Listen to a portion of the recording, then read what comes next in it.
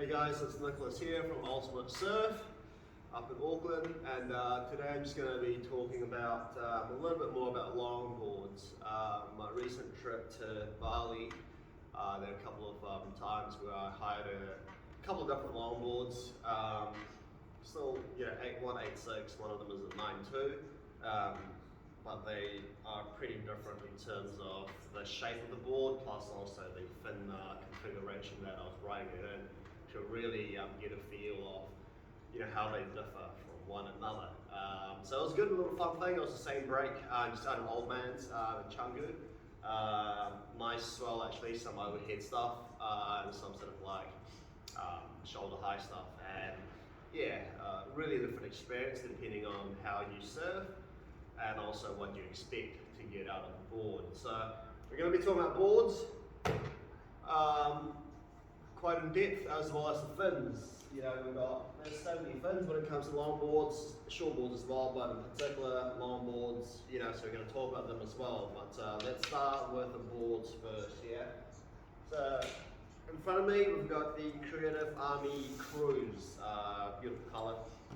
And it is, as you can see right from the get-go, it's got a wide nose out the front, really nice and wide, and then in the tail it's got a little squash tail there, really thinned out as well.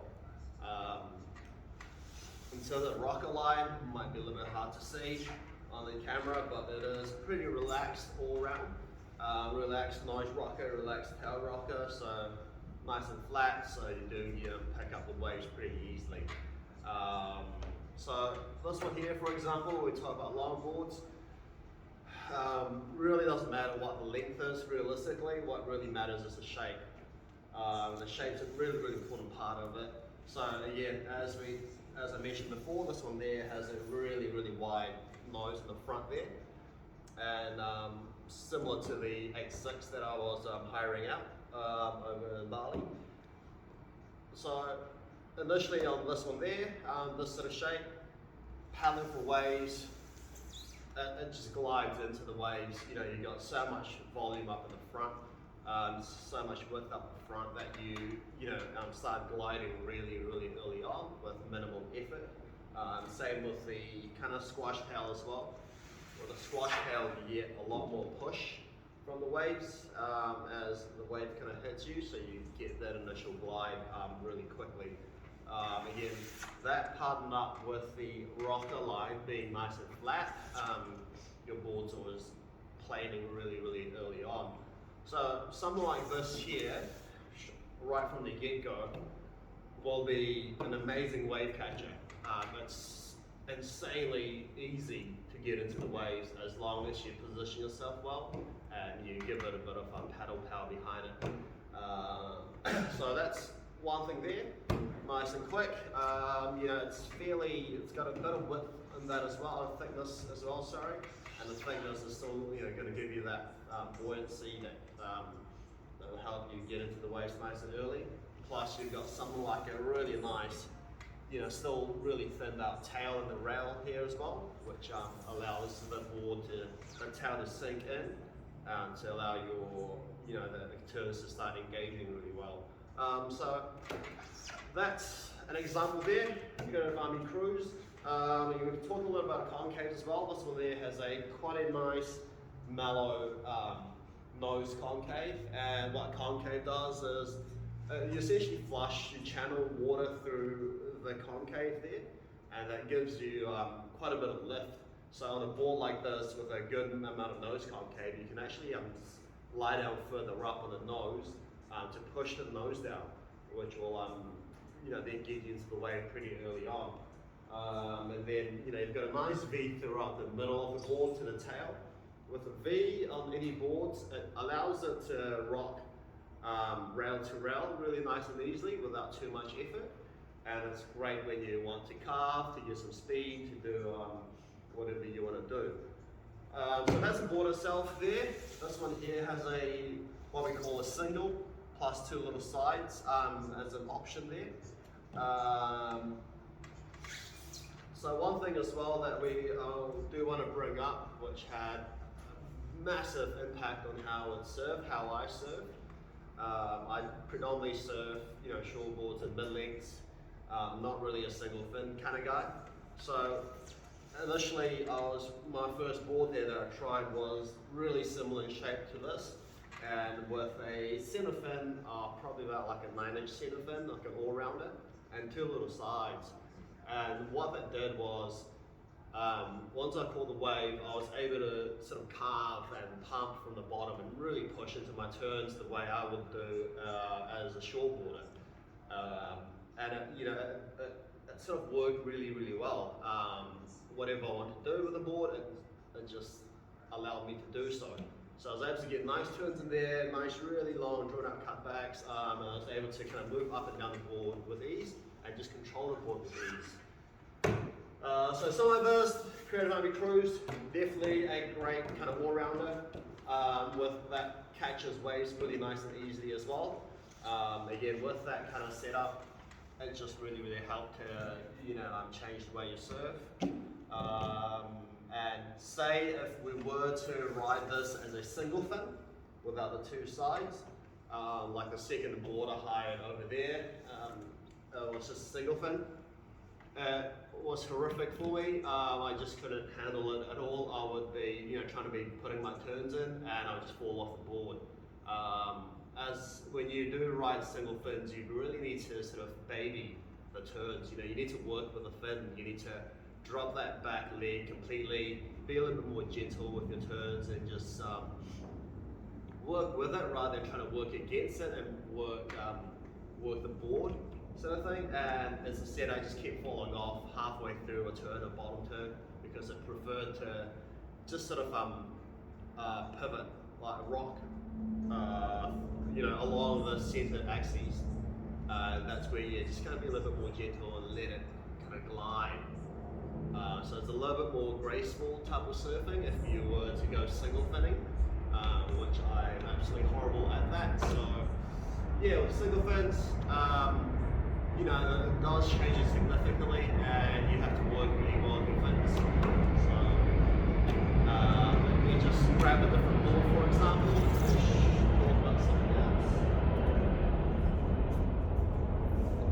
Alrighty. Over here we have a new NUU, great shape as well, from Kiwi shaper based in Aussie now. This is called a Killjoy. So you can see it's very different overall. Right from the bat, you can see it's narrower throughout the whole board.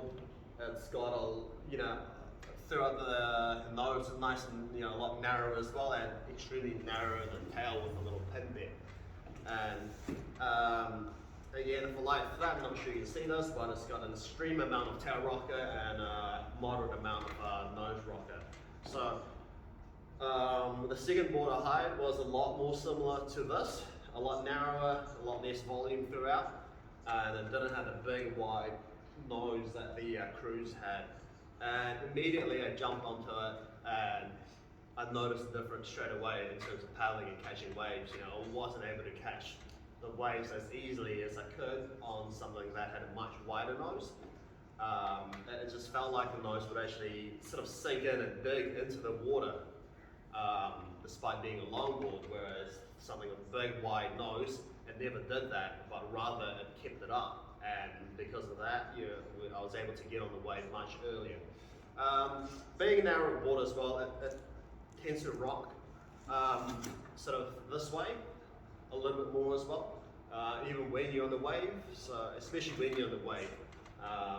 So it can feel a little bit more finicky, and when it's rocking, then there's a higher chance of you sort of falling off the board rather than you driving the board around. So this one here, same thing as well. It's got a good amount of concave in the nose to help with catching the waves, and will help as well when you are sort of close to the nose doing a bit of nose riding. This one here in particular has a great amount of V and a double concave in the tail with a flip in the tail as well, and quite aggressive tail rocker. So right at the bat, we can look and see this. It's a great board to carve.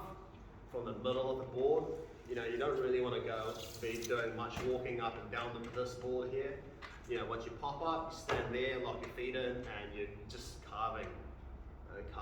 And again, with a kind of a single plus a two-side setup, this is a board that's pretty much designed to be carved rather than kind of flow around like a single fin. So this one here, looking at this, I wouldn't ride this at all as a single. It just wouldn't work due to the characteristics of the rest of the board. It is meant to be pushed, it's meant to be driven, and meant to be, you know, ridden how you're going to ride it rather than board and the fins riding you.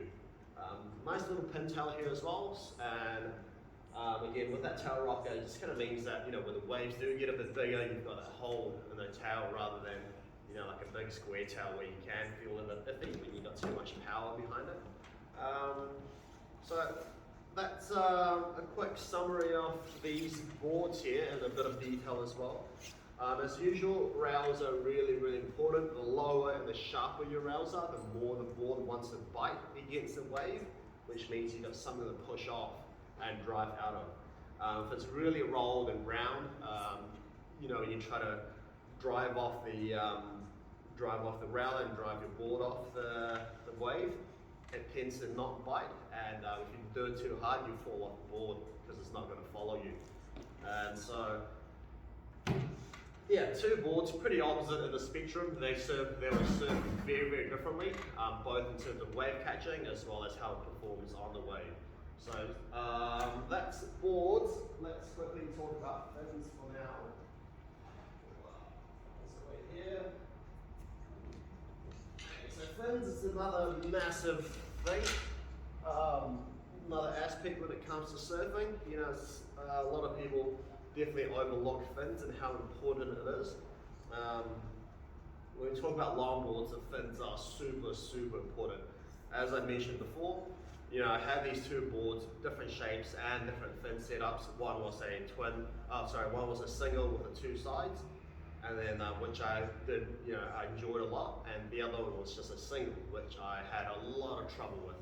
So, how, you know, what are fins? What are they for? Obviously, they keep the board tracking straight, but more importantly, they react to your inputs and how the board, sort of, how you control the board.